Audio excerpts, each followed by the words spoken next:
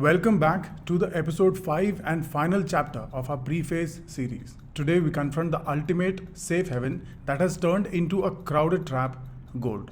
So let's start with the context and the rally of last year.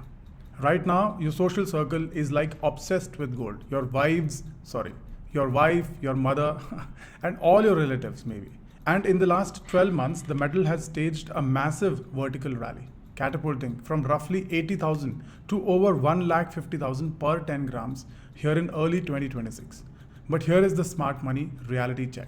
This explosive move follows nearly 4 years of dead flat performance.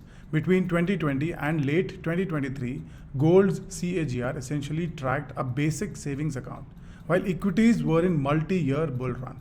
The danger today is recency bias.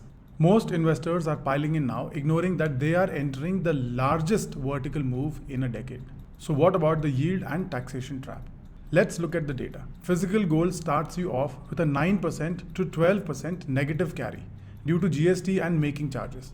But even the sovereign gold bond, the sophisticated choice, has seen its edge blunted. Under the Budget 2026 amendments, the tax-free status of SGBs has been surgically restricted. The loophole for secondary market arbitrage is dead. If you buy SGBs on the exchange today or exit before the 8-year maturity, your gain is now taxable at 12.5% as capital gains. Furthermore, consider the opportunity cost. Gold is a zero yield asset. It does not build factories, it does not hire tech talent, it does not pay dividends. So when you buy gold at all these levels, you are betting that global chaos will escalate. So you are effectively holding an insurance policy where the premium has just tripled. Now let's talk about the fixed deposits, the real yield erosion. While gold is a FOMO trap, the fixed deposit remains the safety trap. With banks offering 7.5% to 8%, it sounds solid until you apply professional grade math. For technical professional in the 30% tax bracket, your 7.5% gross yield becomes a 5.25% post-tax. Subtract current CPI inflation of 4.6 and your real return is negligible 0.65%. So you are not growing your wealth, you're barely treading the water. This is a capital preservation trap. While your nominal balance grows, the cost of a premium apartment in Bangalore or a foreign degree is rising at a lifestyle inflation rate of 12%. By staying safe, you are opting for a systematic downgrade of your own future. So what should be the strategy? And why hedges fail in 2026? Gold and FDs represent a binary failure.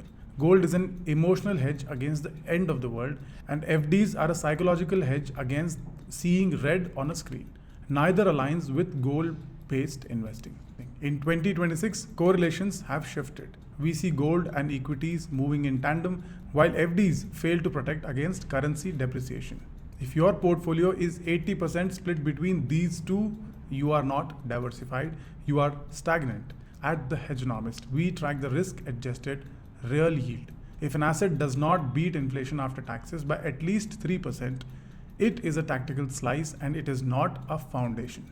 We believe in two contrary truths. Your time is your most undervalued asset, but your most important duty is managing your portfolio. So you can spend an hour grinding through the papers yourself, or you can spend 10 minutes with us and get 50 minutes back. It's our 9 to 5 job to sweat the technical details so that you don't have to. We will do the work for you while you get the edge. So remember this, safety is a requirement, but it should not be a sanctuary for lazy capital. The 70% rally in gold is a signal to rebalance. It is not a signal to double down. This concludes our Preface series. We have diagnosed why the traditional 5 SIPs, FNO, real estate, gold and FDs are failing the 2026 investor. Now we will build the solution. In our next series, Knowledge is Your Hedge, Gold-Based Investing Mastery, which will start in the next episode. If you prefer data over hype, subscribe and join our community of methodical investors. So thank you for tuning in and thank you for your time. I will see you in the introduction about gold-based investment in the next episode. Bye-bye.